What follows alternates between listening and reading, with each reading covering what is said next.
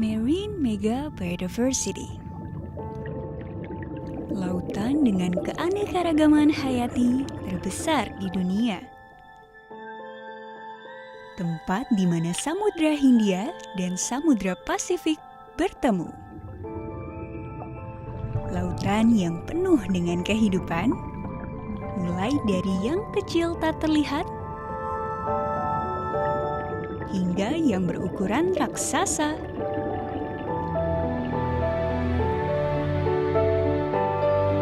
Lautan yang penuh dengan produktivitas dan nilai ekologi penting. Lautan Indonesia.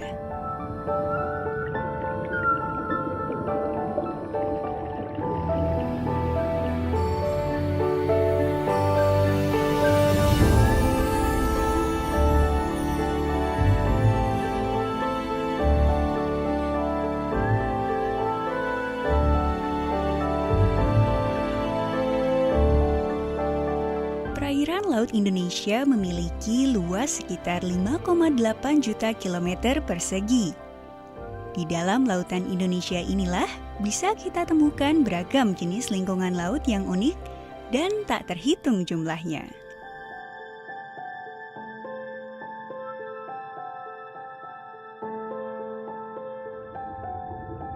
Di lautan Indonesia, beragam spesies unik di dunia tinggal.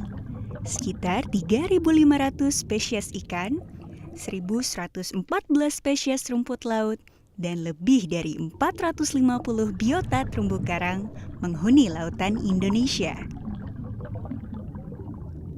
Lautan Indonesia merupakan habitat bagi 76% spesies terumbu karang dan 37% ikan karang dunia.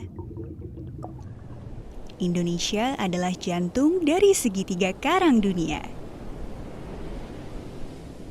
Sementara itu di pesisir, panjang garis pantai Indonesia mencapai lebih dari 108.000 km.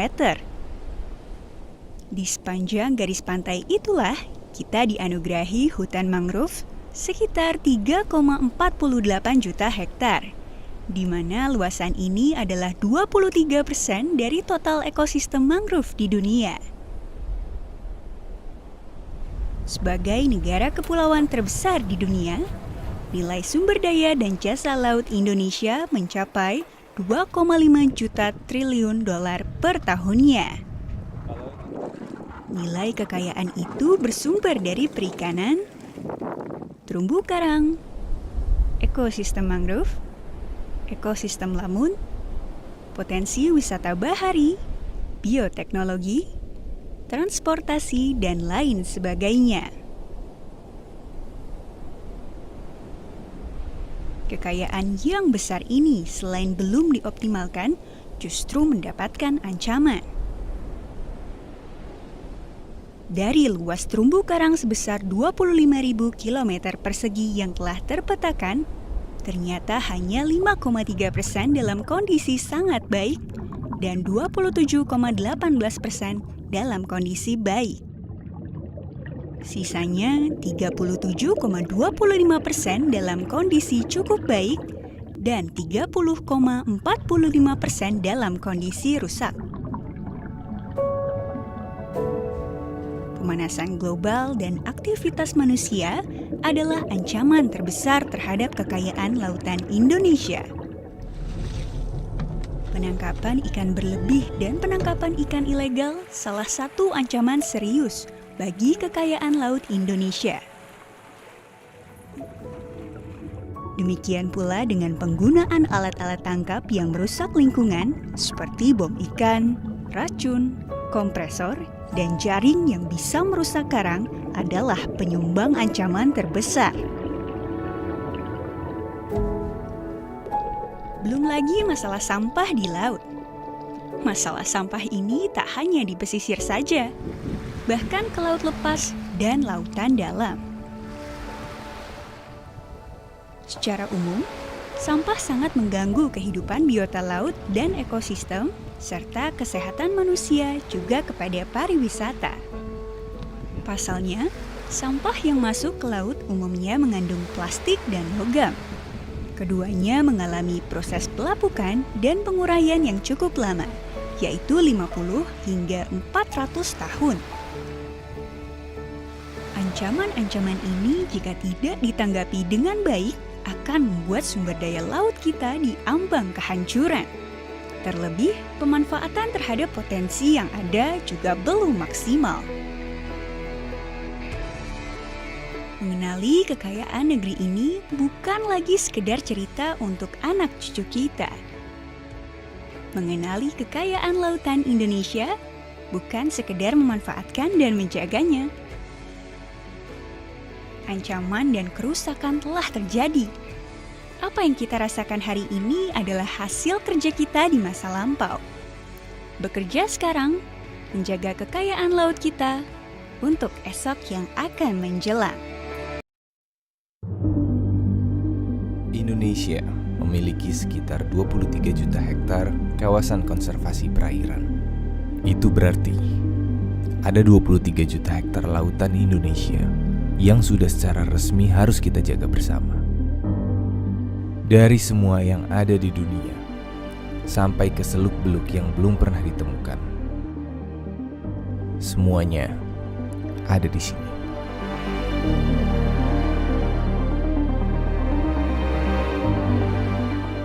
Keindahan, keanekaragaman, dan kesakralan laut kita adalah salah satu harta berharga yang kita miliki.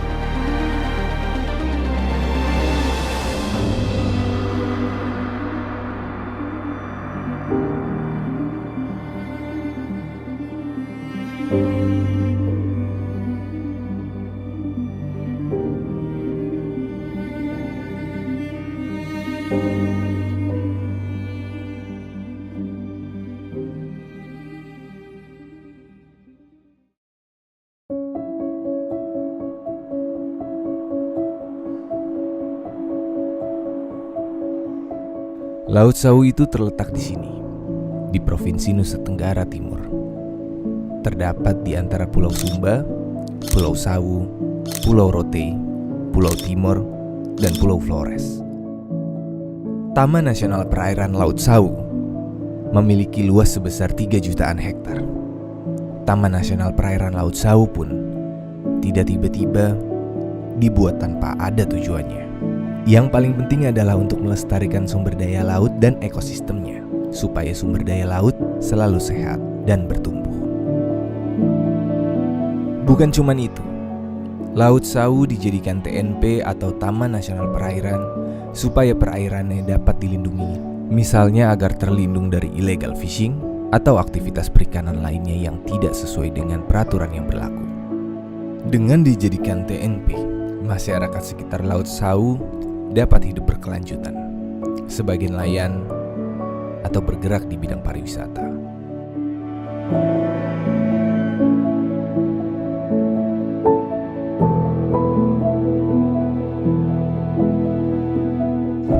Laut Sawu punya 532 spesies terumbu karang dan 11 spesies yang endemik, yang berarti cuma ada di sana. Di sana juga ada kawasan hutan mangrove sekitar 5.019 hektar, di mana ada 15 spesies mangrove yang hidup di sana. Dan perlu kalian tahu, Provinsi NTT itu adalah penghasil rumput laut terbesar di Indonesia. Laut Sawu terkenal dengan habitatnya mamalia laut, seperti paus dan lumba-lumba. Di TNP Laut Sawu sendiri, ada 22 spesies mamalia laut yang dilindungi. Ada 14 spesies paus, termasuk hewan terbesar di dunia, yaitu paus biru. Ada 7 spesies lumba-lumba, dan ada 6 jenis penyu yang tercatat di TNP Laut Sawu. Pantai-pantainya pun sering jadi tempat persinggahan penyu untuk mereka bertelur. Dan parimanta pun juga banyak ditemukan di Laut Sawu.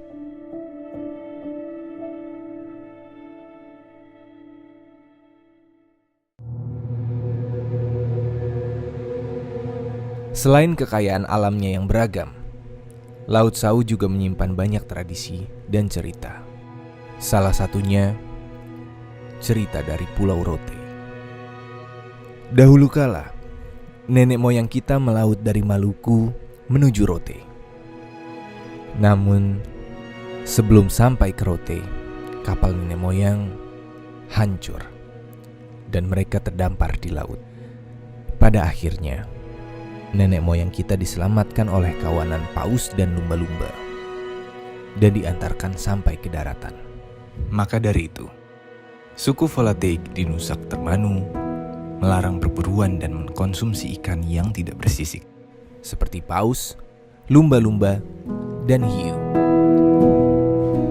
Di Nusa Klandu, masyarakat di sana melarang mengkonsumsi penyu belimbing karena dianggap sebagai hewan yang terkutuk, di mana penyu belimbing disebut sebagai penyu setan. Masyarakat Landu percaya bahwa mengkonsumsi penyu belimbing dapat membuat mereka sakit.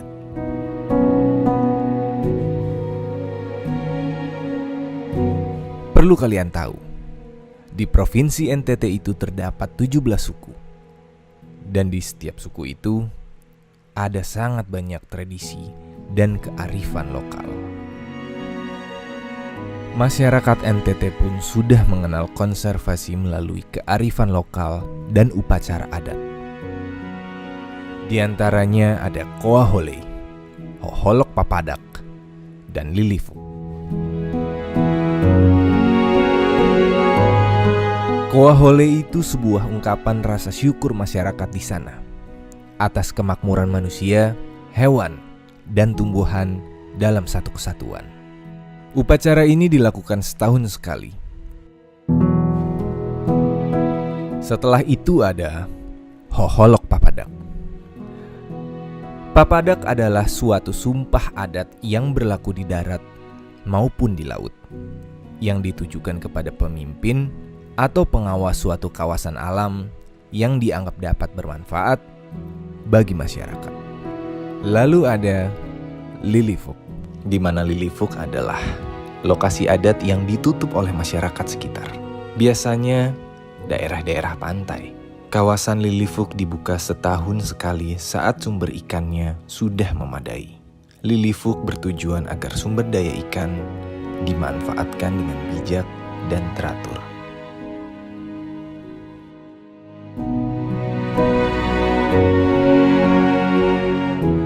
Kita semua yakin bahwa kekayaan alam di Indonesia tak terhingga.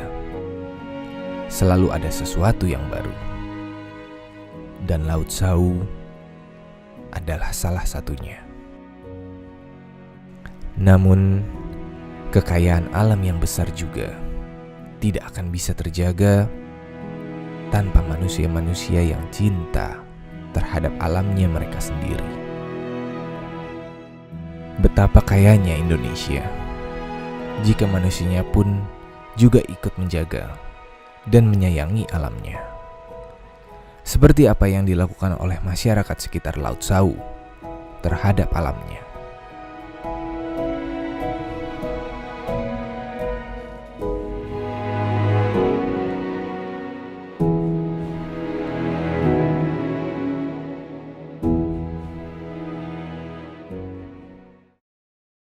Mentari di ufuk timur telah terbit. Keindahan dan kekayaan bawah laut, gugusan pulau-pulau karang tersusun rapi dan pegunungan alam tropis yang sejuk seketika tersaji di depan mata. Ya, inilah Raja Ampat, lukisan agung nan indah dari Sang Pencipta, surga bumi di ujung tanah Papua atau yang disebut Mutiara Hitam dari Timur. Raja Ampat merupakan rangkaian gugusan 4 pulau besar, yakni Waigeo, Salawati, Batanta, dan Misol. Untuk mencapai Raja Ampat, Anda bisa melalui Pelabuhan Sorong menuju Waisai dengan kapal cepat selama sekitar 2 jam. Sepanjang perjalanan, Anda menikmati pemandangan yang menakjubkan dengan perairan yang bening berkilau. Rangkaian pulau karang kecil yang tertata rapi menyempurnakan keindahan Raja Ampat seperti sebuah mozaik.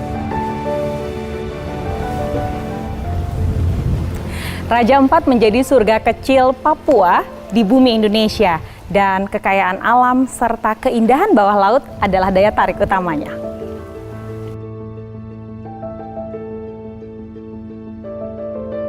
Memang Papua Barat ini mempunyai sejumlah keunikan yang tersebar di terutama Raja Ampat yang sudah mendunia, tapi juga di sebelah selatan sana ada Teluk Triton di Kaimana, itu salah satu spot wisata bahari juga.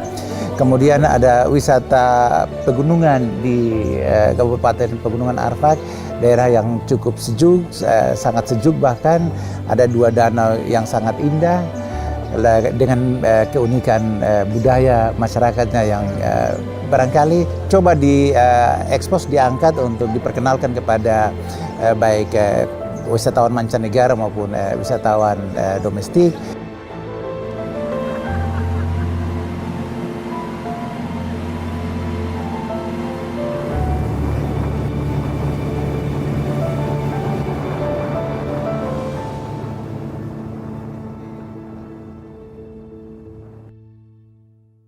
Kalau berbicara terkenal, Raja Ampat itu sudah sangat terkenal, bahkan mendunia.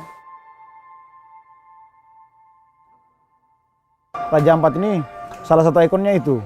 Selain ikan, koralnya juga bagus, kemudian masih natural.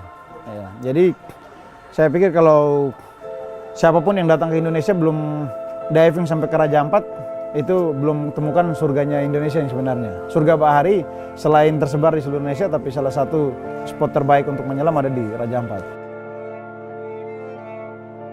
Selain visibility, jarak pandangnya bagus, terus juga soft coral, banyak warna-warna yang di bawah laut, dan juga banyak ikan.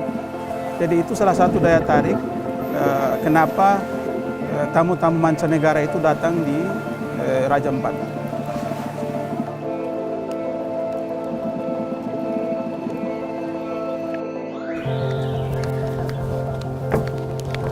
Salah satu diving site ternama adalah Kepri yang letaknya tidak jauh dari Pulau Mansuar. Dengan suhu 27 hingga 28 derajat, pertemuan arus Asia Pasifik membuat ekosistem di dalamnya begitu kaya dan berwarna-warni.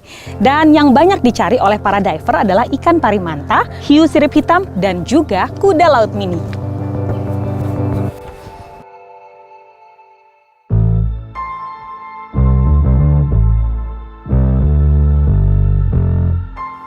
Kekayaan bawah laut menjadi surga indah Raja Ampat. Bahkan disebut-sebut sebagai surga bawah laut tercantik dan terlengkap di seluruh dunia.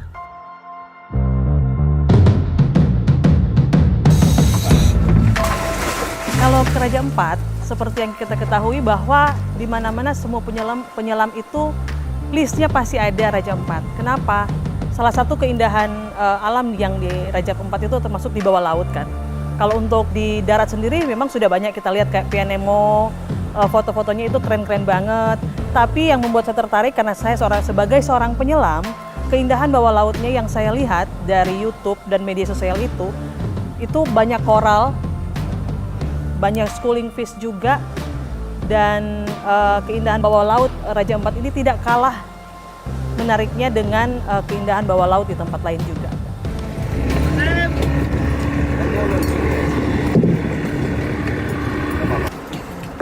Badan Konservasi Internasional mencatat perairan Raja Ampat seluas 4,6 hektar memiliki 75% spesies laut seluruh dunia. Raja Ampat menjadi rumah damai bagi 540 jenis karang, 1.511 spesies ikan, dan ribuan biota laut lainnya. Perairan yang jernih menjadi surga bagi penyelam. Belum lengkap rasanya bagi penyelam jika belum menjajak perairan Raja Ampat. Di sana penyelam bisa menyaksikan bahkan bersentuhan dengan aneka spesial ikan dan terumbu karang yang indah.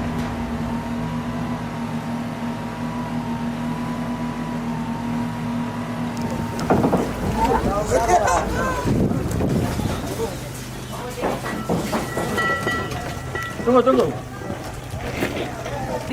Jadi apa namanya? Tadi kan mau foto, jadi bingung mana yang mau difoto. Kenapa? Ikannya banyak, ikannya itu ribuan. Luar biasa. Raja Ampat keren banget. Raja Ampat keren.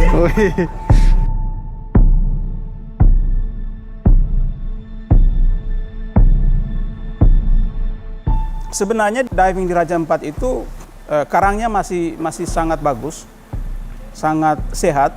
Soft koralnya juga ada warna-warni, ikannya masih banyak. Terus tuh di beberapa spot itu wallnya itu termasuk dalam, sehingga untuk petualang Raja Ampat itu datang ke Raja Ampat itu mereka lebih asik datang ke Raja Ampat, dan juga katanya masyarakat Raja Ampat itu sangat welcome untuk tamu-tamu yang akan datang itu.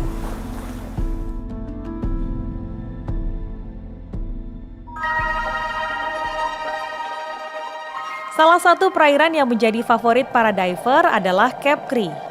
Tidak jauh letaknya dari pulau utama Mansuar. Berada di antara dua benua dan dua samudra, membuat Raja Ampat memiliki habitat lengkap dan kekayaan tersendiri. Perlu dicatat, tidak semua orang bisa menikmati kegiatan menyelam di Raja Ampat. Wisatawan yang datang ke sana harus memiliki sertifikat atau lisensi. Jika Anda ingin menyelam dan melihat keindahan bawah laut, Raja Ampat ada beberapa spot yang harus dikunjungi. Misalkan saja Arborek dan Magic Mountain.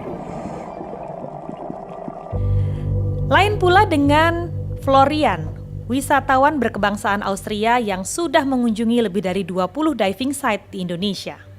Yeah, like I work in diving and I work as a travel agent, so my job is telling people where to go diving, and I tell everyone to come here since this is the place with the biggest biodiversity on Earth, and now I finally get to see it, and it's incredible.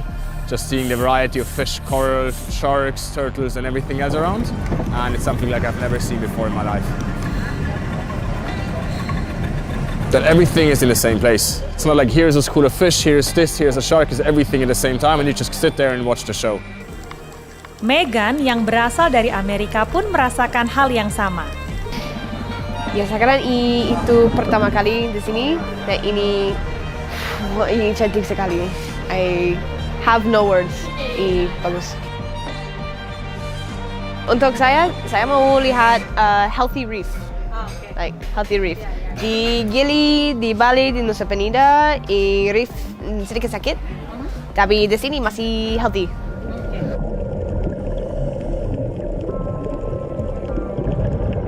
Jadi sebenarnya soft coral itu salah satu daya tarik.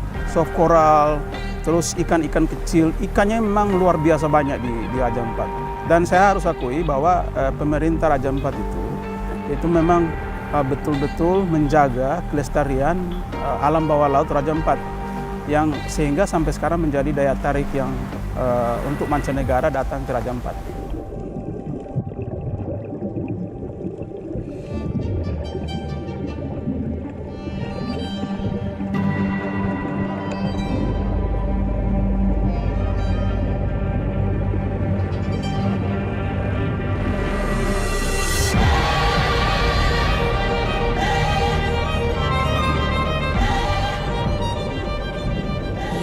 Mata siapa yang tidak terbuai melihat ini semua? Hari selanjutnya, perjalanan menuju ikon Raja Ampat lainnya.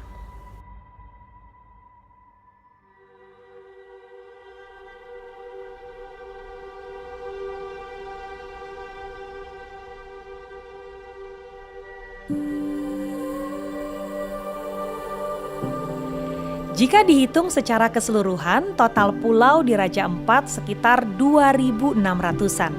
Itu pun hanya 30% saja yang berpenghuni.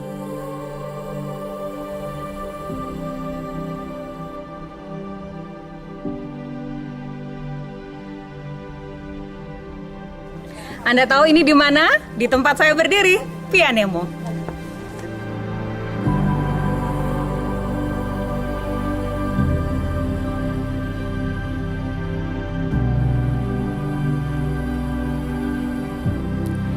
Gugusan Pulau Kars yang ada di Via Nemo menghadirkan pemandangan yang mempesona.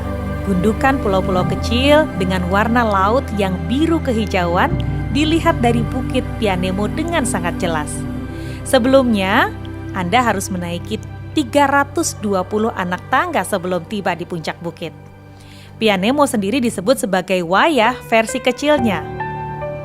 Wayah adalah daerah yang masih termasuk ke dalam Kabupaten Raja Ampat, Papua Barat. Di sana, pemandangan bukit-bukitnya lebih menjulang.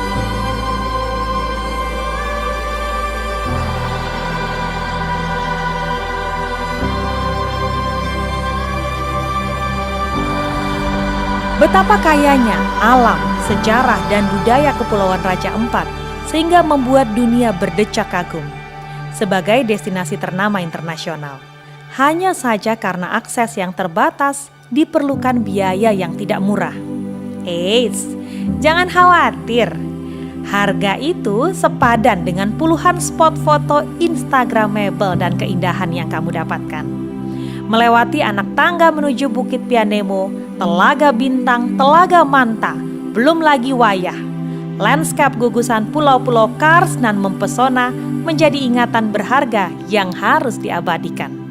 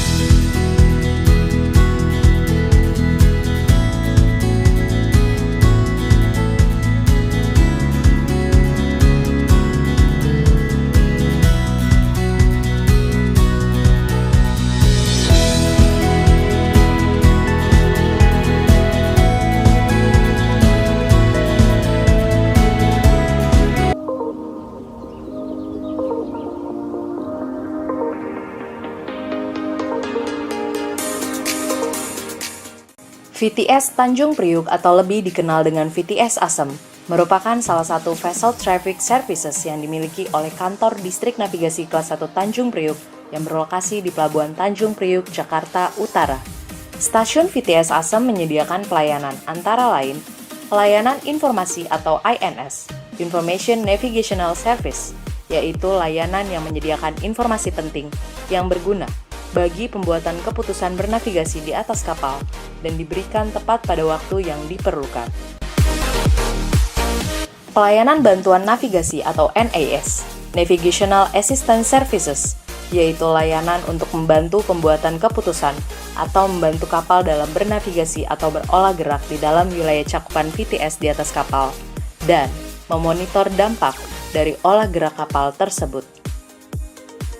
Pelayanan pengelolaan lalu lintas atau TOS, Traffic Organization Services, yaitu layanan yang diberikan untuk mengatur pergerakan lalu lintas di dalam wilayah cakupan VTS agar menjadi aman, efisien, dan tidak membahayakan lingkungan, serta mencegah terjadinya situasi lalu lintas pelayaran yang berbahaya dan memberikan pergerakan lalu lintas di dalam cakupan VTS secara aman, efisien, dan tidak membahayakan lingkungan.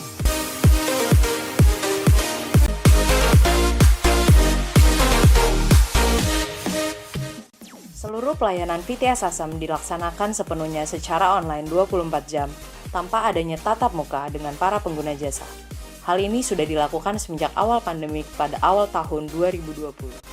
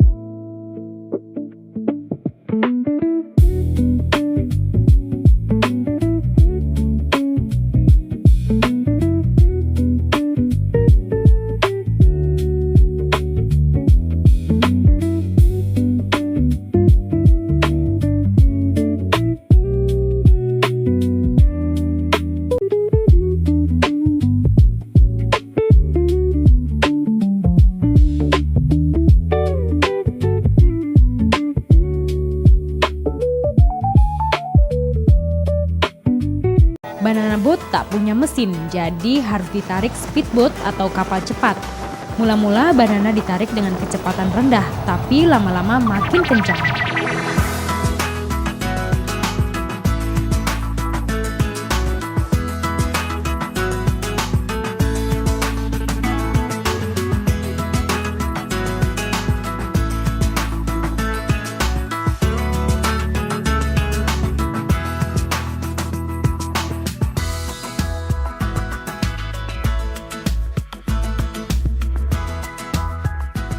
Satu lagi tantangan yang ditawarkan di pantai Tanjung Lesung, olahraga air. Sarana ini tersedia di beach club atau klub pantai, tempat adrenalin kita bisa terpacu.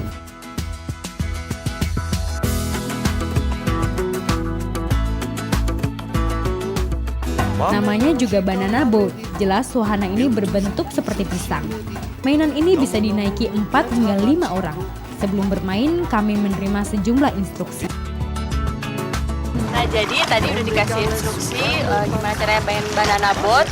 Katanya kalau kapalnya lurus kita harus lurus, tapi kalau kapalnya kiri-kiri, kanan-kanan. Jadi yang di depan inilah penentunya. Mudah-mudahan tidak jatuh. Oke, berangkat. Banana boat tak punya mesin, jadi harus ditarik speedboat atau kapal cepat. Mula-mula banana ditarik dengan kecepatan rendah, tapi lama-lama makin kencang. Permainan yang satu ini mensyaratkan keseimbangan dan kerja sama tim. Anggota tim harus mengikuti arah speedboat. Jika kapal ke kanan, tubuh orang yang duduk di urutan nomor 1 atau 3 dan 5 ikut ke kanan. Sisanya sebaliknya.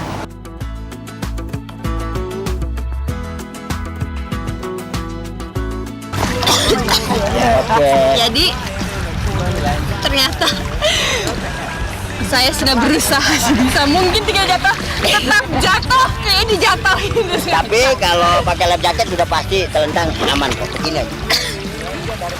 Tapi enak, memacu adrenalin. Terus maju baik.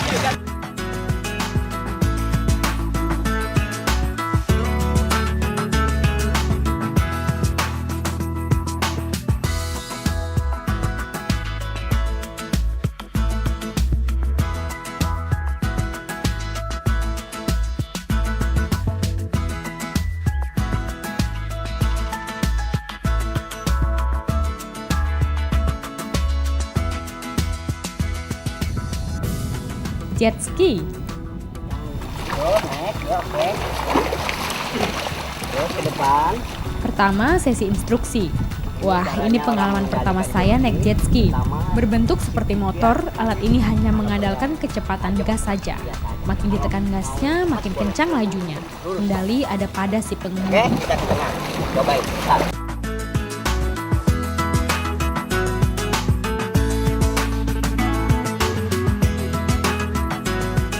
Permainan ini bisa dimainkan sendiri maupun berboncengan. Harga sewanya sedikit mahal, Rp185.000 per 20 menit. Tapi ketegangan yang dirasakan sudah pasti berbeda. Menerjang ombak, menembus angin dengan kecepatan tinggi. Semua penat terlupakan.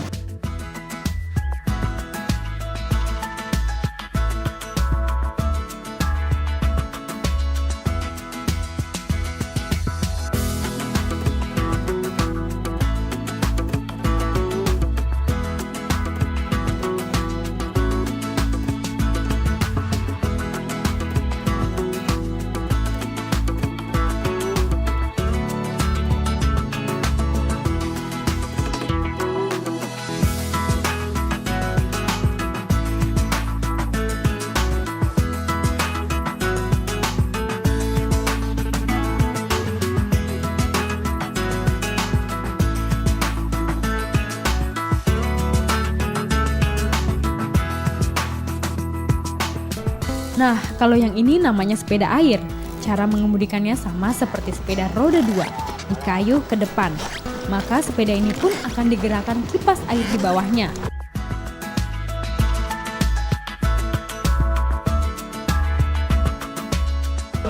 Bermain di Laut Tanjung Lesung ini seakan tak pernah bosan.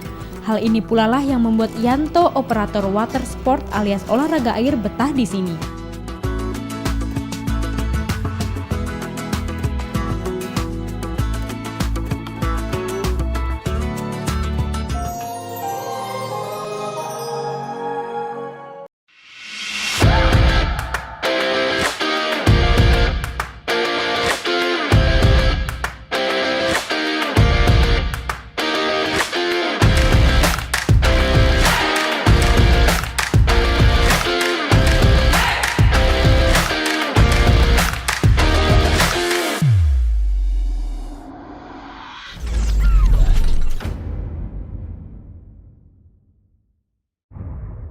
What's up Black Pals, welcome back with me again Leo di Black Experience Games Room. Seperti biasa di Games Room kita ada di Big Boys Playground. Sekarang gua mau ke Pulau Tengah, mau nyobain jet ski.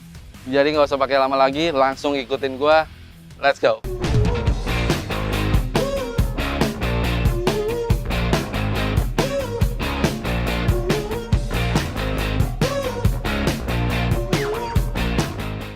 Oke, sekarang gua udah sama Bang Anto Jangkar dari Sultan Jakarta Group. Gimana kabarnya nih? Baik, alhamdulillah sehat. Sehat ya. Sekarang kita mau jalan ke Pulau Tengah Island. Sebelum kita terjun langsung ke jet ski, mau tanya-tanya sedikit nih boleh? Boleh. Bang Anto ya. Jet ski sebenarnya tuh apa sih? Jadi yang kita pakai hari ini adalah Sea-Doo. Sea-Doo, untuk spesifikasinya? Spesifikasinya ya buatan Sea-Doo, jadi emang ada Yamaha, ada Suzuki, tapi kita pakai spesifikasi Sea-Doo. Nah, kita ditemenin juga nih sama ini nih. Iya. Bro, kita juga dari grup Sultan Jakarta. Ini namanya Bro Akbar nih, mantap. Itulah dia. Jadi kita perjalanan sekitar 40 menit sampai 50 menit. Kita hari ini bawa 7 jet ski, 1 kapal, 3 sweeper. 3 sweeper. Sweeper tuh fungsinya apa? Sweeper itu nanti dia ada posisi paling belakang. Jadi dia mengamankan, melihat rute kita. Kalau kita kesasar ke kiri atau ke kanan, dia yang handle. Kalau misalnya kita ada trouble, dia yang beresin. Oh gitu. Kalau untuk jet ski sebenarnya tuh ada skill khusus nggak sih? Kita harus dipelajarin. Jadi kita ada latihannya, kita latihan fisiknya juga ada, mentalnya ada, cara rescue ada. Kita belajar loh, kita sekolah gimana caranya kita kursus itu, cara jatuh, cara drive, gimana kena ombak, gimana kena badai, belajar tenang. Intinya begitu sih. Nanti boleh diajarin ya? Ntar kita ajarin sedikit gimana cara main jet ski. Terus kalau jet ski sebenarnya ada jalur prestasinya nggak sih? Harusnya ada. Di kita kan ada beberapa teman-teman kita yang sudah menang kejuaraan internasional ya. Ada juga. Tapi kalau kita hanya untuk olahraga aja. Oh, gitu. Jadi kita main jet ski ini untuk fun, olahraga, lucu-lucuan, dan nyari sahabat, nyari teman.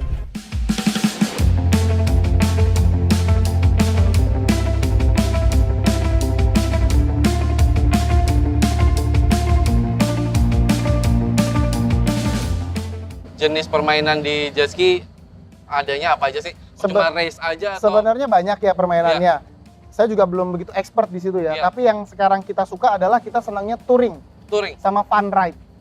Antara pulau ke pulau, pulau sini minggu ini kita ke Pulau X, minggu ke Pulau Y, ke Pulau Tengah, ke Pulau Pantara ya. Kita ke pulau aja. Jadi kita bukan balapan tapi kita fun touring.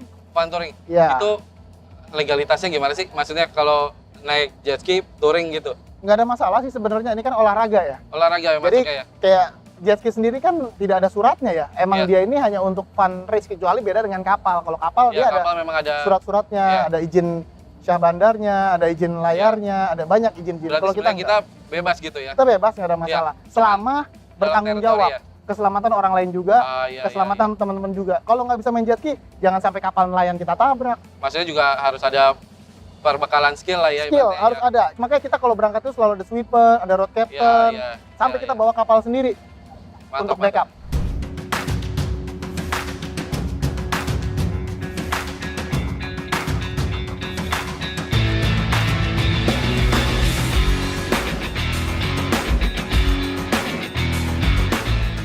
Ini kegiatan kan ya bisa dibilang agak ekstrim ya, agak berbahaya. Tentu aja kita kalau naik jet ski itu ada safety gear-nya. Ada. Apa aja bisa jelasin nggak, Om Anto? Vest. Ya, harus ada vest.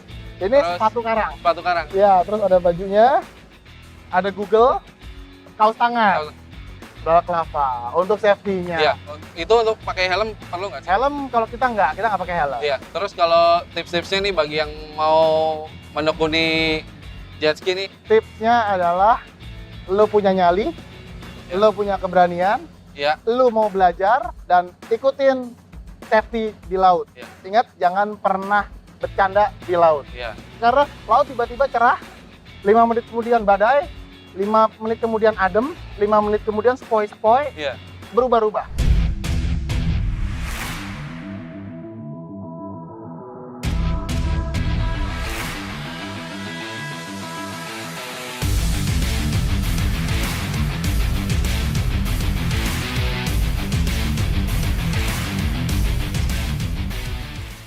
Terakhir nih, ini kan aktivitas mungkin nggak mahal ya? Gearnya nggak mahal lah. Ya, untuk Bautnya sendiri yang standar, misalnya udah bisa jalan? Sidunya range-nya mungkin ya. Iya. 300 jutaan. 300 jutaan. Terus safety gear-nya? Safety gear-nya mungkin kita bilang 10 juta. 10 jutaan. Jadi ya kurang lebih 300 jutaan udah bisa jalan dan plus skill ya. Yes. Plus skill ya. Oke, terima kasih Bro Anto. Kita akan langsung nyobain aja. Ayo.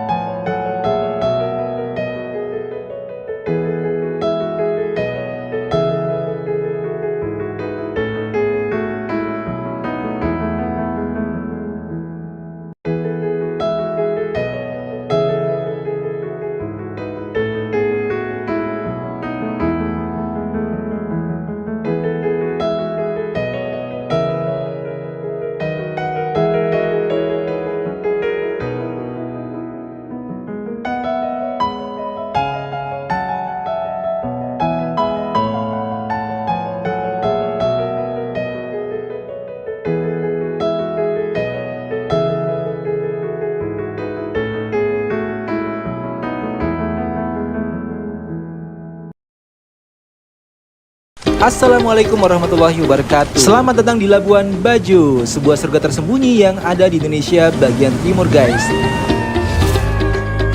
Di video kali ini kami akan ajak kalian jalan-jalan virtual, sekaligus kami juga akan berikan info budget selama kami liburan di sini. Labuan Bajo ini adalah salah satu dari 5 destinasi super prioritas yang sedang dikembangkan di Indonesia.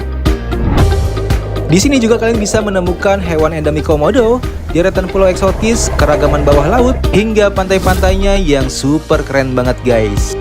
Semuanya akan kami rangkum di video ini, jadi jangan kemana-mana, tonton videonya sampai habis ya. Dari rumah sekitar jam 5.30 kami naik taksi online untuk menuju Bandara Soekarno-Hatta. Agak sedikit kesiangan berangkatnya, harusnya sih jam 5 kami sudah OTW ke Bandara Soekarno-Hatta. Semoga aja nggak terlambat ya guys. Setiba di bandara pukul 6.15 langsung buru-buru buat antri bagasi karena pesawat kami akan take off pukul 7.10 guys. Nah yang lama ini adalah antri bagasinya guys. Ternyata penumpang tujuan Labuan Bajo banyak juga, jadi usahakan minimal 1 jam sebelum take off kalian udah beres drop bagasinya.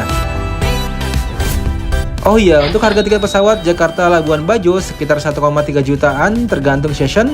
Jadi total biaya PP Jakarta Labuan Bajo sekitar 2,5 jutaan per orangnya.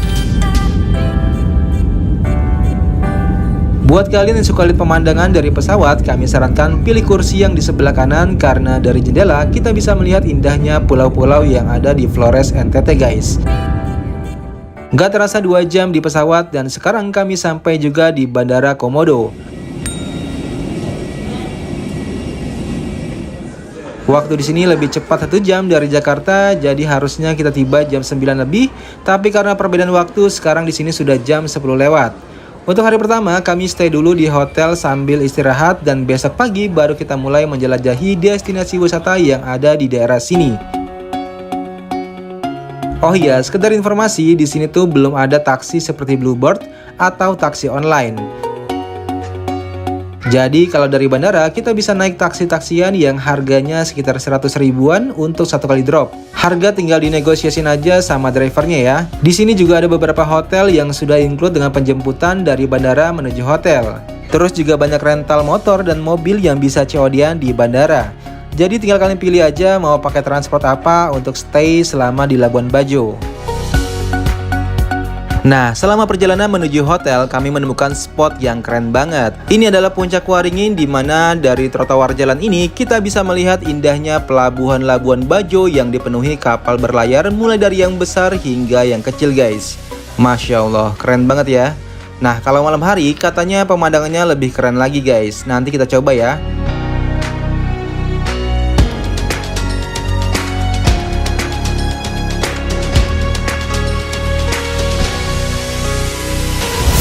Jujur kami sangat amazing dengan Labuan Bajo. Ternyata daerah ini sangat indah dan tata kotanya juga sudah rapi.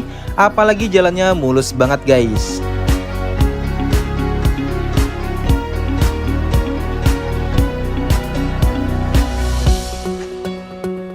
Dan satu lagi, di sini kalian bisa parkir bebas tanpa ada tukang parkir yang ngumpet di balik pohon guys. Oh iya, jarak dari bandara ke pelabuhan gak jauh, sekitar 15 menit aja, dan alhamdulillah akhirnya kami sampai juga di hotelnya.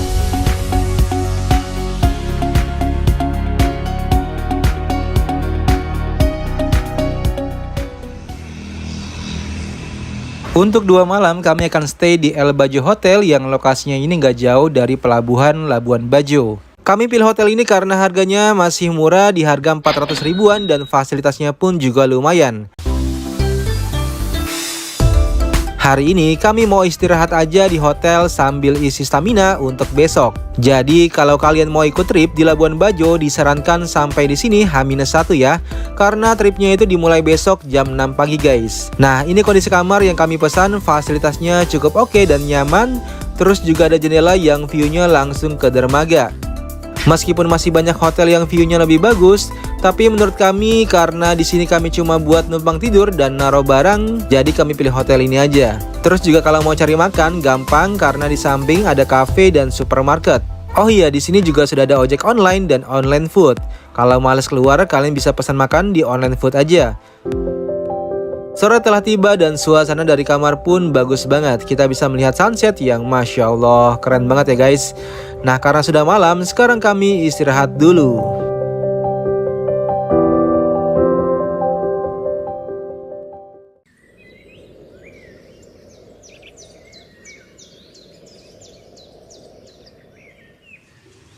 Hari kedua, sekarang jam 6.15, kami mau menuju pelabuhan untuk full day trip ke 6 destinasi wisata keren yang ada di Labuan Bajo. Nah, ini kami dijemput oleh guide-nya untuk menuju pelabuhan, karena paket tripnya sudah include dengan penjemputan dari hotel ke pelabuhan.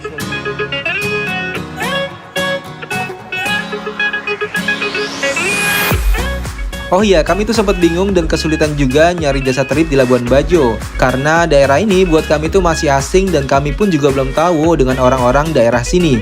Nah, alhamdulillah kami dapat jasa trip yang bagus dan servisnya juga oke. Kebetulan jasa trip ini pernah dipakai oleh Bobo Cantik.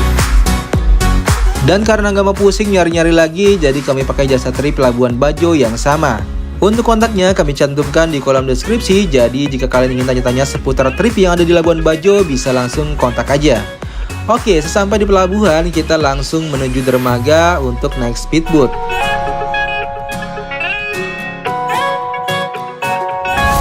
Oh iya, sedikit kami jelaskan untuk trip 1 hari penuh di Labuan Bajo. Biasanya di sini pakai speedboat ya guys. Terus ada 2 pilihan, mau yang open trip atau private trip. Kalau open trip kalian cukup bayar sekitar 1.450.000-an per orangnya, dan nanti satu speedboat akan digabung dengan wisatawan lainnya. Sedangkan untuk private trip artinya speedboat ini hanya untuk kalian bersama keluarga, teman, dan tim kalian. Enaknya kalau private trip tuh kalian bisa canda riang saat perjalanan di laut guys, karena kalian kan udah kenal dengan semuanya. Day 2. Kita mau ngetrip ke 6 pulau hari ini guys. Nah, untuk pilihan full day trip private ada 4 pilihan tipe speedboat ya guys. Kami juga baru tahu ternyata kayak hotel aja ada pilihannya mulai dari yang standar, deluxe, sampai suite.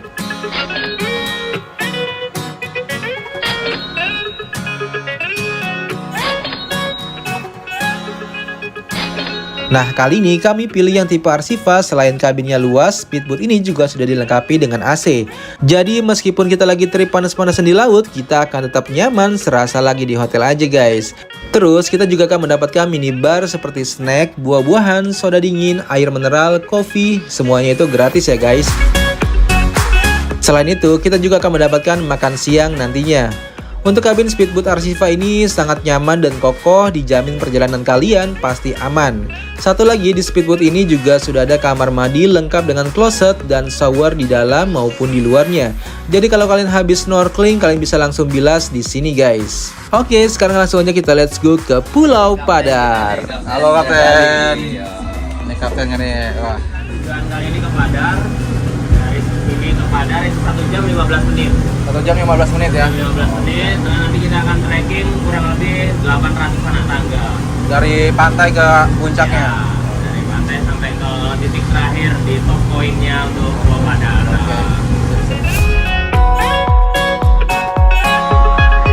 Untuk full day trip kali ini, kita akan mengunjungi 6 destinasi wisata. Mulai dari Pulau Padar, Pink Beach, Pulau Komodo, Taka Makassar, Mantap Point, dan terakhir ke Pulau Kanawa guys. Jadi bener-bener emang padat banget kegiatan hari ini.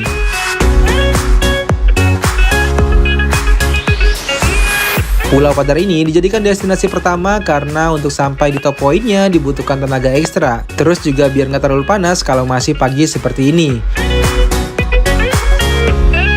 Nah, selama perjalanan ke Pulau Padar, kalian akan dimanjakan dengan sunrise dan pulau-pulau kecil yang ada di Labuan Bajo. Kami jamin mata kalian gak akan bosan selama perjalanan di lautnya. Nah, setelah 1 jam perjalanan, akhirnya sudah mulai terlihat Pulau Padar dengan deretan bukit-bukitnya yang berdiri gagah dan sebentar lagi kita akan sampai. Jangan lupa gunakan sepatu atau sandal gunung yang nyaman karena kita akan trekking 800 anak tangga untuk sampai di top pointnya.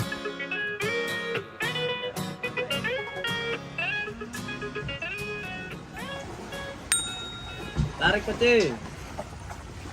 Tarik. Alhamdulillah, sekarang kami sudah sampai di pesisir Pulau Padar. Pertama nginjekin kaki di sini tuh rasanya kayak lagi ada di zaman dinosaurus. Jadi nggak heran sih kalau Komodo itu dijadikan satwa purbakala. Karena vibes kawasannya pun emang seperti ini guys. Pokoknya kalian wajib banget coba buat kesini ya. Dari pantai kami masih jalan sedikit lagi untuk menuju loketnya. Dan ternyata di pantai ini juga masih ada rusa liar yang bisa kita temui. Oh iya, untuk full day trip ini harganya belum termasuk tiket wisata. Jadi kalian bisa bayar sendiri atau langsung minta bantu guide-nya untuk urus tiket masuk semua destinasi wisata yang akan kalian kunjungi. Untuk semua tiket wisatanya kalau di total sekitar 200 ribuan per orangnya. Jadi kalian gak perlu repot-repot antri beli tiketnya setiap masuk ke sebuah tempat wisata. Setelah mendapatkan tiket, seperti biasa ada pengarahan sedikit tentang aturan trekking di Pulau Padar. Terus buat kalian yang mau main drone di area ini harus bikin surat izin dulu di loketnya, dan itu pun harus bayar sebesar 1 juta guys. Uang tersebut tetap akan masuk ke kas negara, dan menurut kami sih lumayan mahal juga ya biayanya. Tapi mau gimana lagi, kayaknya kurang afdol aja kalau kesini tuh nggak main drone, apalagi Pulau Padar itu keren banget kalau dilihat dari atas guys. Oke, sekarang langsung aja kita mulai trekkingnya. Untuk trekking ke atas dibagi menjadi 5 pos atau 5 poin, dimana kalau kalian lelah bisa istirahat sebentar di setiap poinnya, dan jangan harap ada yang jual minuman di atas. Jadi kalian wajib bawa air mineral buat dibawa ke atas ya, karena lumayan banget trekkingnya. Nah, baru di poin 1 aja kaki udah mulai gemeter nih guys, dan nafas pun udah mulai ngos-ngosan. Kami harus tetap semangat karena udah jauh-jauh kesini, masa nggak foto di puncak Padarnya. Sekarang kami sudah di pos 2, artinya masih setengah perjalanan lagi untuk sampai ke top point. Nah, di pos 2 ini sudah mulai terlihat view-nya, tapi masih kurang tinggi dan bagus ya guys. Jadi kami harus terus paksa kaki ini untuk naik ke atas meskipun rasanya sudah mual. Padahal sebelum kesini kami tuh udah latihan tipis-tipis agar nggak kaget banget dengan trekkingnya. Tapi tetap aja guys, medannya lumayan capek. Semangat guys, masih jauh di atas sana. Untungnya ini masih pagi dan udara juga belum panas. Nggak kebayang deh kalau kalian trekkingnya jam 12 siang. Oke, sekarang kita lanjut ke pos 3 dan makin ke atas medannya udah nggak landai lagi ya. Jadi stamina pun akan semakin terkuras.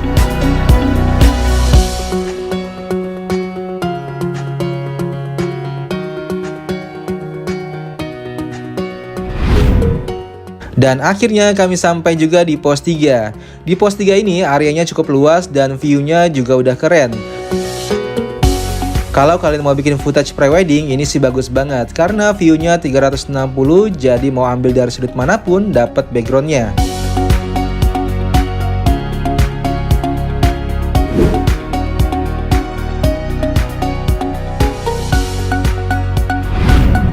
Lanjut ke top poinnya di pos 5 dan jalannya pun sudah makin curam. Ini alasan kami kenapa nggak ajak anak-anak liburan ke sini guys, karena bawa badan sendiri aja udah ngap banget, apalagi kalau harus gendong anak-anak buat sampai ke top poinnya. Dan alhamdulillah setelah melalui perjuangan yang cukup melelahkan, akhirnya sampai juga di top poin Pulau Padar. Dari sini kita bisa melihat pemandangan yang Masya Allah, bagus banget guys. Inilah arti bahwa proses tak akan mengkhianati hasil. Semuanya terbayarkan tunai ketika kalian sampai di top poin. Cuma rasa syukur yang kami bisa ucapkan di top poinnya, karena begitu indah ciptaannya guys.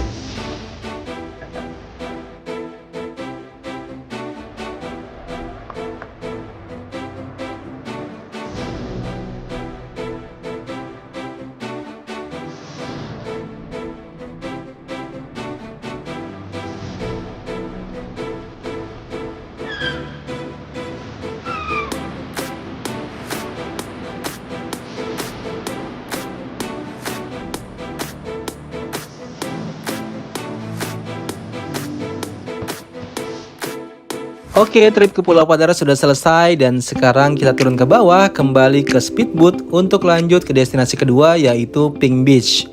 Nah, di dekat loket Pulau Padar ini banyak yang jual pernak-pernik khas daerah Komodo yang bisa kalian jadikan oleh-oleh guys. Untuk harga miniatur Komodo yang terbuat dari kayu itu mulai dari 200 ribuan ya. Terus juga kalau kalian haus bisa duduk sejenak di sini sambil minum air kelapa muda yang dijual di warung makanan dan minuman.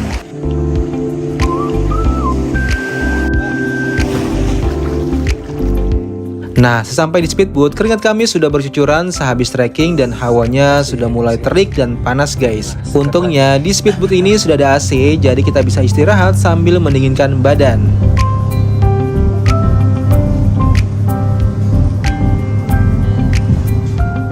Perjalanan menuju Pink Beach dibutuhkan waktu sekitar 15 sampai 20 menit saja. Jadi nggak terlalu jauh seperti dari Labuan Bajo ke Pulau Padar ya guys.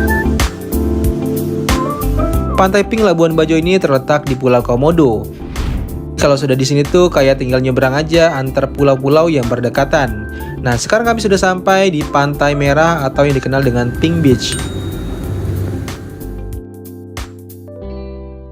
Hamparan pasir berwarna pink sepanjang pantai ini berasal dari butiran warna putih yang bercampur dengan butiran terumbu karang berwarna merah yang sudah mati bernama Foraminifera atau Foram.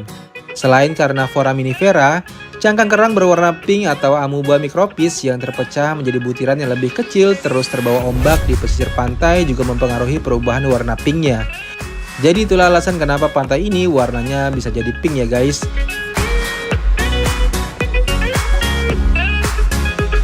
Dan kalau kita lihat dari atas, gradasi warna pinknya Masya Allah, keren banget guys. Di sini kalian bisa main dan renang di airnya yang jernih banget atau mungkin berjemur biar tambah eksotis guys. Nah, kalau kami pilih duduk santai aja di warung-warung yang ada di sini sambil makan Indomie terenak dan termahal khas Pink Beach. Kenapa termahal? Karena buat makan Indomie di sini kalian harus naik pesawat dan speedboat guys. Setelah 1 jam menikmati keindahan Pink Beach, sekarang lanjut kami menuju Pulau Komodo.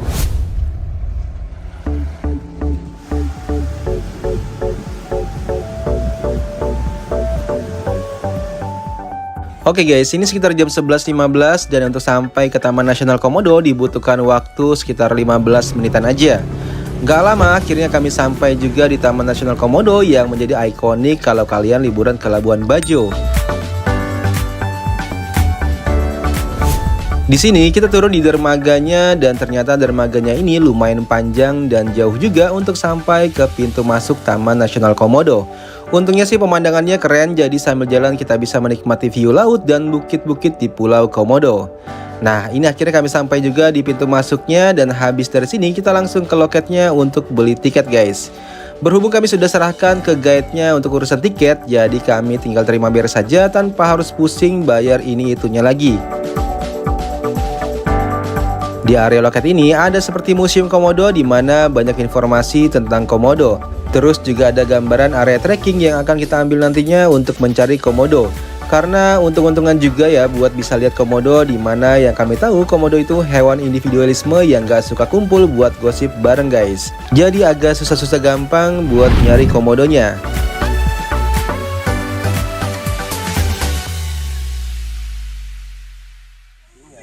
Nah, trip di Pulau Komodo kali ini kami ditemani oleh ranger atau pawang komodo yang sudah berpengalaman. Sebelum trekking mencari komodo, kita akan diberikan sedikit penjelasan dan pengarahan oleh rangernya. Semoga hari ini kita bisa melihat komodo secara langsung tanpa harus mencari ke hutan-hutan agar bisa hemat tenaga untuk destinasi berikutnya guys. Nah, alhamdulillah doa kami didengar. Nggak lama kami jalan, ternyata di pesisir pantai ada seekor komodo jantan yang lagi terluka karena habis berantem memperebutkan betina.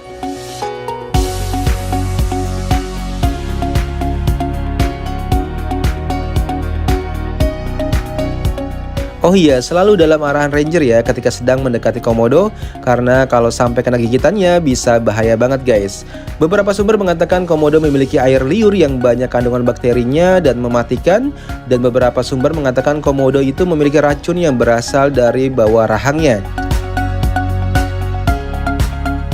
Keberuntungan sedang berpihak ke kami, di mana hari ini kami sudah bisa menemukan 3 komodo yang tersebar di pantai. Meskipun sudah ketemu 3 komodo, kami tetap mau masuk ke hutan untuk melihat kondisi di dalamnya. Siapa tahu bisa ketemu komodo lagi. Oh iya, untuk komodo kecil biasanya mereka hidup di atas pohon untuk mempertahankan diri dari kanibalisme sesama komodo. Nah, selain komodo, di pulau ini juga ada rusa, kambing, dan kerbau yang hidup berdampingan dan dijadikan sebagai rantai makanan komodo. Mereka itu kalau makan jarang bisa sebulan sekali, tapi sekalinya makan bisa menghabiskan 1 ekor rusa. Kali ini kami diajak oleh ranger untuk melihat sarang komodo yang sedang bertelur. Tapi kami gak berani mendekat, takut mereka merasa terganggu karena kehadiran kami. Setelah keliling hutan, kami tak menemukan 1 ekor pun komodo lagi guys. Akhirnya kami diajak ke Bukit Komodo oleh ranger, katanya sih dari sana view-nya bagus. Oke, sekarang kami sudah sampai di Bukit Komodo dan dari sini kita bisa melihat pantai dan bukit-bukit lain yang ada di pulau ini.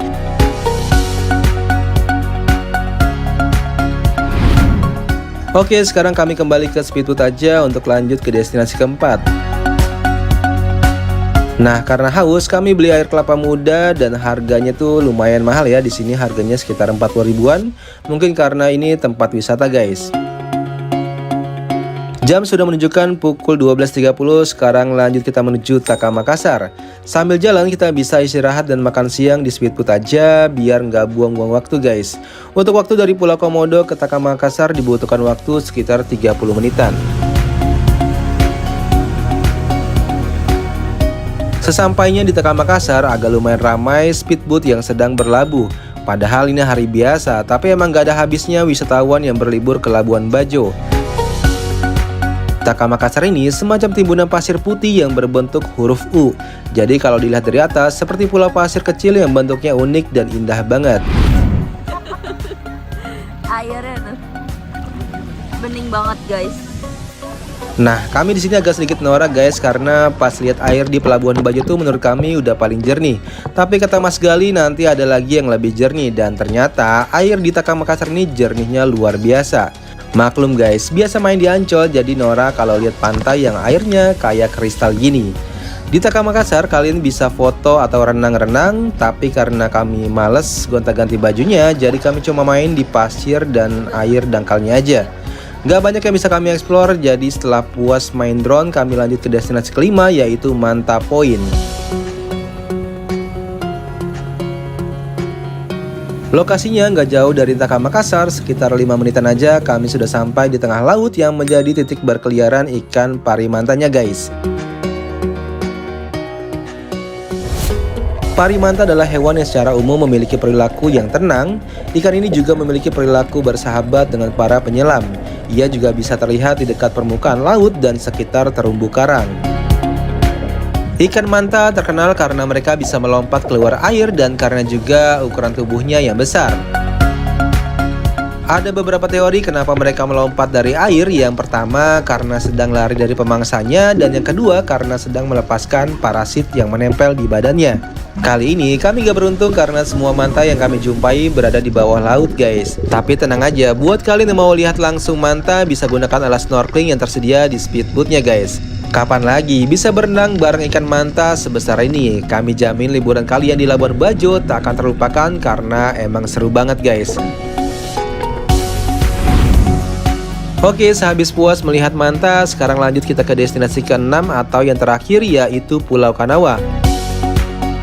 Waktu yang dibutuhkan diperkirakan sekitar 30 menitan aja, dan nanti di Pulau Kanawa kita bisa snorkeling bareng ikan-ikan yang keren banget guys.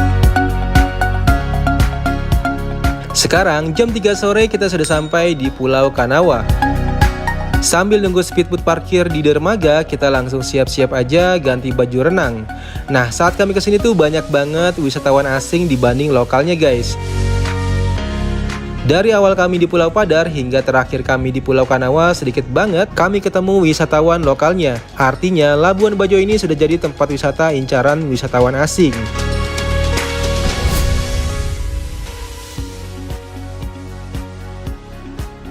Jadi sayang banget kalau orang luar aja sudah menikmati keindahan Indonesia, tapi kita sebagai orang lokal malah belum merasakan keindahan Indonesia.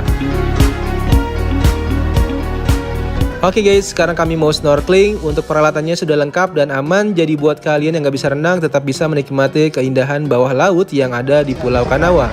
Oke, nggak usah panik ya, nggak usah panik karena beban daripada ini bisa menopang 120 kilo. Jadi nggak. 2, 3.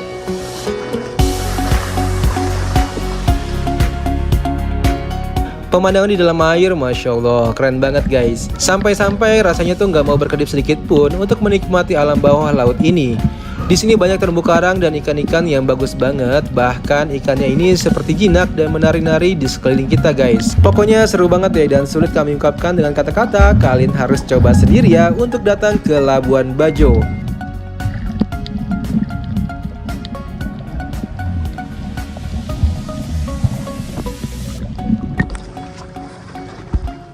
Sekarang sudah jam 4 sore, rasanya tuh belum puas dan masih ingin menikmati keindahan alam yang ada di Labuan Bajo.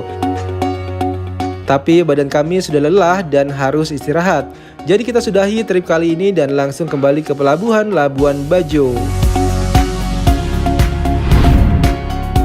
Satu kata buat Labuan Bajo yaitu amazing. Termasuk dalam daerah dengan penduduk termiskin di Indonesia, tapi kini dengan dukungan pemerintah, tempat ini bisa berubah menjadi tempat wisata yang dilirik dunia. Dan kami yakin 2 atau 3 tahun ke depan tempat ini akan jauh lebih keren karena saat kami datang ke sini pun banyak sekali hotel-hotel mewah yang sedang dibangun.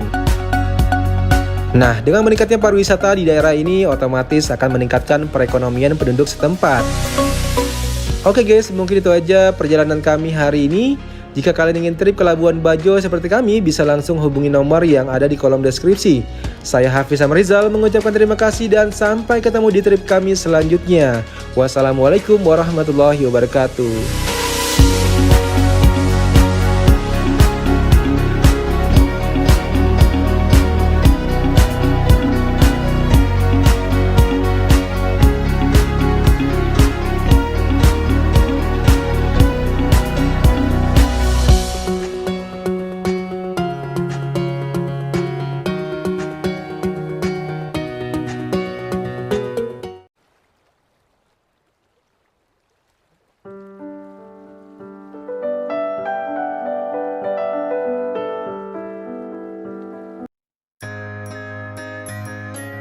Indonesia, negeri kepulauan terbesar di dunia, menyimpan harta karun yang tak ternilai harganya di bawah birunya laut.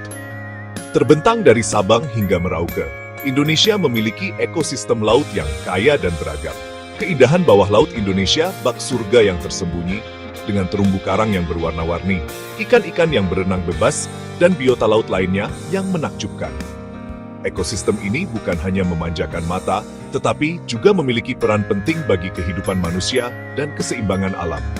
Kekayaan bawah laut Indonesia menjadikannya bagian dari segitiga terumbu karang, sebuah wilayah yang memiliki keanekaragaman hayati laut tertinggi di dunia.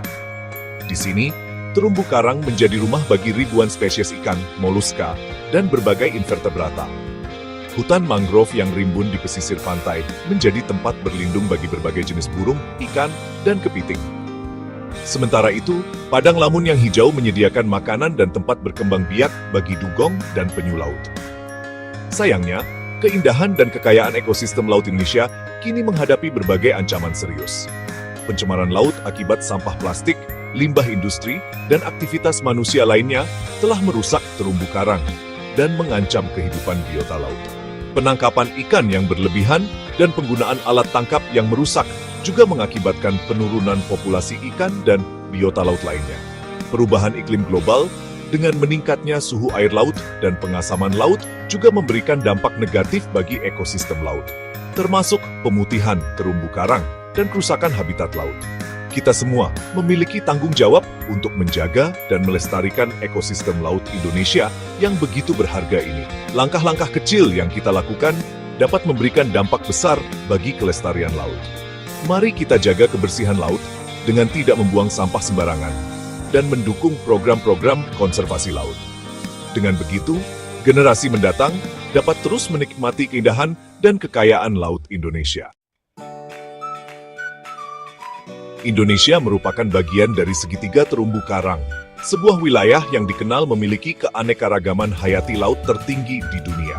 Di sini, kita dapat menemukan lebih dari 75% spesies terumbu karang dunia, 3.000 jenis ikan, dan berbagai biota laut lainnya. Luas terumbu karang di Indonesia mencapai 51.020 km persegi, menjadikannya sebagai negara dengan terumbu karang terluas di dunia. Terumbu karang menjadi rumah bagi berbagai makhluk hidup, mulai dari ikan-ikan kecil yang berwarna-warni hingga hiu dan pari yang berukuran besar. Ikan badut yang hidup bersimbiosis dengan anemon laut, ikan kakak tua yang memakan alga, dan ikan pari manta yang berenang dengan anggun hanyalah sebagian kecil dari kehidupan yang menakjubkan di terumbu karang. Selain itu, terdapat juga berbagai jenis moluska seperti kerang, siput, dan cumi-cumi, serta invertebrata seperti bintang laut, bulu babi, dan teripang. Hutan mangrove yang tumbuh di pesisir pantai juga merupakan bagian penting dari ekosistem laut Indonesia. Hutan ini menjadi tempat berlindung dan berkembang biak bagi berbagai jenis ikan, udang, dan kepiting. Akar-akar mangrove yang kuat juga berfungsi sebagai penahan abrasi pantai dan melindungi daratan dari gelombang laut. Selain itu, hutan mangrove juga memiliki peran penting dalam menyerap karbon dioksida dan menghasilkan oksigen. Padang lamun, yang merupakan tumbuhan berbunga yang hidup di dasar laut, juga memiliki peran penting dalam ekosistem laut Indonesia. Padang lamun menyediakan makanan dan tempat berlindung bagi dugong, penyu laut, dan berbagai jenis ikan. Selain itu, padang lamun juga berfungsi sebagai penyaring air laut dan melindungi terumbu karang dari sedimentasi. Keanekaragaman hayati di ekosistem laut Indonesia merupakan aset berharga yang perlu kita jaga dan lestarikan. Ekosistem laut Indonesia merupakan contoh nyata dari jalinan kehidupan yang kompleks dan saling bergantung. Berbagai makhluk hidup, dari yang berukuran mikroskopis hingga yang berukuran raksasa, hidup berdampingan dan berinteraksi satu sama lain. Hubungan antar makhluk hidup ini, yang dikenal dengan istilah simbiosis, memainkan peran penting dalam menjaga keseimbangan ekosistem laut. Salah satu contoh simbiosis yang mudah kita temukan di laut adalah hubungan antara ikan badut dan anemon laut. Ikan badut hidup di antara tentakel anemon laut yang beracun. Lendir khusus pada tubuh ikan badut melindunginya dari sengatan anemon. Sebagai gantinya, ikan badut membersihkan anemon dari parasit dan memberikan makanan. Hubungan saling menguntungkan ini membuat ikan badut dan anemon laut dapat hidup berdampingan. Contoh lain adalah hubungan antara ikan pembersih dan ikan-ikan yang lebih besar. Ikan pembersih, seperti ikan gobi dan ikan ras, memakan parasit dan jaringan kulit mati yang menempel pada tubuh ikan-ikan yang lebih besar. Ikan-ikan yang lebih besar, seperti hiu dan parimanta, mendapatkan layanan pembersihan gratis, sementara ikan pembersih mendapatkan makanan. Hubungan ini menunjukkan bagaimana makhluk hidup di laut saling bergantung satu sama lain untuk bertahan hidup. Keseimbangan ekosistem laut sangat penting untuk menjaga kelangsungan hidup semua makhluk di dalamnya. Jika salah satu komponen ekosistem terganggu, maka akan berdampak pada seluruh ekosistem. Oleh karena itu, penting bagi kita untuk menjaga keseimbangan ekosistem laut dengan menjaga kebersihan laut, menghindari penangkapan ikan yang berlebihan, dan melindungi habitat laut. Ekosistem laut Indonesia memiliki peran yang sangat penting bagi kehidupan manusia, baik secara langsung maupun tidak langsung. Laut menyediakan sumber pangan bagi jutaan penduduk Indonesia, terutama bagi mereka yang tinggal di wilayah pesisir. Ikan, udang, kepiting, dan berbagai biota laut lainnya merupakan sumber protein hewani yang penting bagi masyarakat Indonesia. Selain sebagai sumber pangan, laut juga memiliki potensi ekonomi yang besar bagi Indonesia. Pariwisata bahari, industri perikanan, dan bioteknologi kelautan merupakan sektor-sektor ekonomi yang dapat menghasilkan devisa bagi negara dan meningkatkan kesejahteraan masyarakat. Keindahan bawah laut Indonesia, dengan terumbu karang yang menakjubkan dan biota laut yang beragam, menarik wisatawan dari seluruh dunia untuk datang dan menikmati keindahannya. Sektor pariwisata bahari ini memberikan peluang usaha dan lapangan pekerjaan bagi masyarakat lokal. Namun, hubungan harmonis antara manusia dan laut kini terancam akibat aktivitas manusia yang tidak bertanggung jawab. Pencemaran laut akibat sampah plastik, limbah industri, dan aktivitas manusia lainnya telah merusak ekosistem laut dan mengancam kehidupan biota laut. Penangkapan ikan yang berlebihan dan penggunaan alat tangkap yang merusak juga mengakibatkan penurunan populasi ikan dan biota laut lainnya.